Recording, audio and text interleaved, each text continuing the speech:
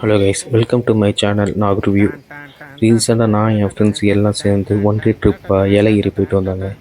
ஏலகிரியில் நிலவூர் வந்து ஒரு view point அங்கே பார்த்து முடிச்சு வந்து செம்ம பசியில் இருந்தோம்.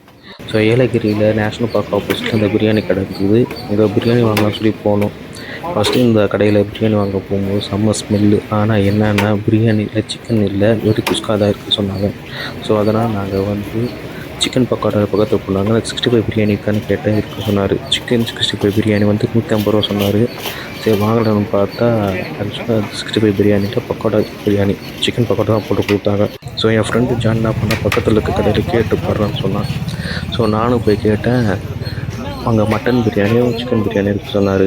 அங்கே சிக்கன் பிரியாணி வந்து 120 ரூபா, காம்போ இருக்குது 150 ரூபா சொன்னாங்க. ஸோ அதனால நாங்கள் காம்போ வாங்கினோம், 3 பேருக்கு வாங்கணும். ஆனால் ஸ்மெல்லு தான் அந்தளவுக்கு ஒன்றும் கிடையாது. இதுவே பக்கத்து கடையில் வந்து ஸ்மெல் சூப்பராக இருந்தது. இங்கே நார்மலாக தான் இருந்தது.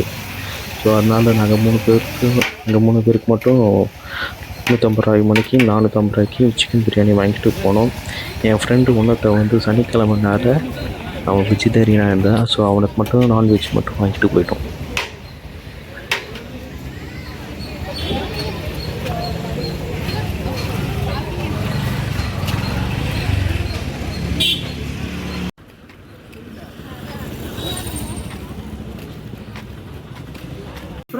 பிரியாணி வந்து சூடு இல்லாதனால ஒன்றும் டேஸ்ட் தெரியலங்க.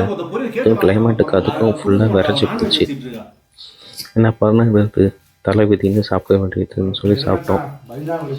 அவன் என் ஃப்ரெண்டு தான், அவனால் பிரியாணி சாப்பிட முடியல சொல்லிட்டு வெஜிடேரியனை பார்த்து உட்காந்து சாப்பிட்டுட்ருக்கான். நாங்கள் அவனை வந்து பிரியாணி சாப்பிட சொல்லி ஃபோர்ஸ் பண்ணல, அவனும் எங்களை பிரியாணி சாப்பிடக்கூடாதுன்னு சொல்லி ஃபோர்ஸ் பண்ணல. எங்கள் சாப்பாடு எங்கள் உரிமை.